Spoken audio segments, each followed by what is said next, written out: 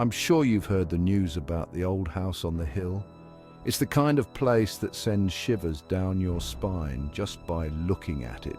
Perched ominously on the highest point of the hill, it stands as a grim reminder of the past, a relic of a time long gone. The locals have spun countless tales about it, each more terrifying than the last.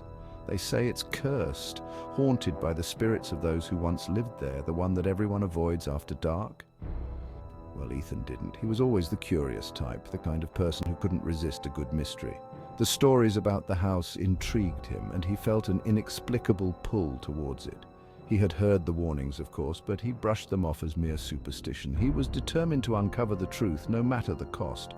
Tonight, the air was thick with humidity, and a storm was brewing. The sky was a dark, foreboding grey, and the wind howled through the trees, making them sway like ghostly figures. It was the perfect night for a haunting, and Ethan felt a thrill of excitement as he made his way up the hill. The path was overgrown and treacherous, but he pressed on, driven by a sense of adventure and a desire to uncover the secrets of the old house. Lightning flashed, revealing the house's decrepit state. The once grand structure was now a crumbling ruin, its windows shattered and its walls covered in ivy. The roof sagged precariously and the front door hung off its hinges. It was a sad sight, but there was something undeniably captivating about it. Ethan felt a strange sense of déjà vu as he stood before the house, as if he had been there before, in another life. Inside, shadows danced on faded wallpaper, while dust-covered furniture stood like silent sentinels. The air was thick with the smell of mold and decay, and the floorboards creaked ominously under his weight. Ethan shone his flashlight around the room, revealing a scene of utter desolation. The furniture was old and worn, covered in a thick layer of dust. Cobwebs hung from the ceiling and the walls were stained with water damage. It was clear that no one had lived there for a very long time. Ethan, armed with a flashlight and camera, pushed open the creaking door. He had come prepared, knowing that the house would be dark and dangerous. He took a deep breath and stepped inside, feeling a chill run down his spine as he crossed the threshold. The door creaked shut behind him and he was plunged into darkness. He switched on his flashlight and began to explore, his heart pounding with a mixture of fear and excitement. The smell of mold and decay hit him immediately. It was overpowering, making him gag and cover his nose with his sleeve. He had expected the house to be in bad shape, but the reality was even worse than he had imagined. The walls were covered in black mold and the floor was littered with debris. It was a miracle that the house was still standing at all. Every step he took on the creaky floorboards felt like they might give way. He moved cautiously, testing each step before putting his full weight on it. The floorboards groaned and creaked under his feet, and he could feel them sagging slightly with each step. He knew that one wrong move could send him crashing through the floor, but he pressed on, determined to explore every inch of the house. In the living room, an ornate mirror called to him. It was a beautiful piece, with an intricately carved frame and a glass that was surprisingly intact. It seemed out of place in the otherwise dilapidated room, and Ethan felt a strange compulsion to examine it more closely. He approached the mirror, his flashlight beam reflecting off the glass and casting eerie shadows on the walls. Wiping away the dust, Ethan saw a pristine reflection, but something was off. The room in the mirror looked different, cleaner and brighter. It was as if he was looking into another world, a world where the house was still in its prime. He could see the furniture, polished and gleaming, and the walls, freshly painted and free of mold. It was a stark contrast to the reality around him, and it made him feel uneasy.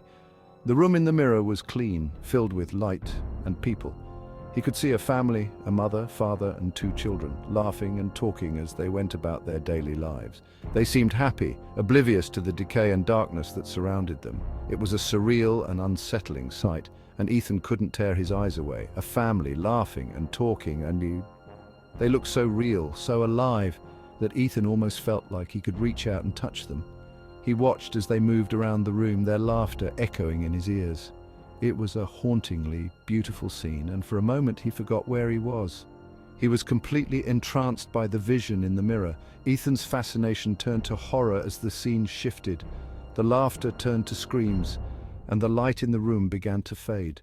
The family looked terrified, their faces contorted in fear as they tried to escape from something unseen. Ethan felt a cold dread settle over him as he watched the scene unfold, unable to look away. Laughter turned to screams, light to darkness. The room in the mirror was now a place of terror, and the family was in grave danger. Ethan could see shadows moving in the darkness, closing in on the terrified family. He wanted to help them, to reach through the mirror and pull them to safety, but he was powerless to do anything but watch. A shadowy figure appeared, its intentions clear and malevolent. It was a tall, dark silhouette with glowing red eyes that seemed to pierce through the darkness. The figure moved with a slow, deliberate grace, as if it was savoring the fear it was causing. Ethan felt a chill run down his spine as he realized that the figure was looking directly at him. Ethan tried to pull away, but his hand felt glued to the mirror. He struggled, trying to break free, but it was as if an invisible force was holding him in place. The cold from the mirror seeped into his hand, spreading up his arm and into his body. He felt a sense of panic rising within him as he realized that he was trapped. The cold seeped into him until he finally broke free and fell to the floor. He lay there for a moment, gasping for breath, his heart pounding in his chest. The room was silent now, the vision in the mirror gone. He felt a sense of relief wash over him, but it was quickly replaced by a lingering sense of dread. The mirror shattered, and the house fell silent. The pieces of glass lay scattered on the floor, reflecting the dim light from his flashlight. Ethan felt a sense of finality, as if the breaking of the mirror had severed the connection between the two worlds. But the silence was oppressive, and he couldn't shake the feeling that something was still watching him. Ethan ran, not stopping until he was far from the house. He didn't look back. His only thought was to get as far away as possible. The wind howled around him and the rain began to fall, but he didn't care. He ran until his legs gave out and he collapsed on the ground, gasping for breath. Back home, he discovered the family had disappeared without a trace. He searched for any information about them, but it was as if they had never existed. There were no records, no photographs, nothing to prove that they had ever lived in the house. It was as if they had been erased from history. Now the images from the mirror haunt his dreams. He sees the family, their faces twisted in fear, and the shadowy figure with its glowing red eyes.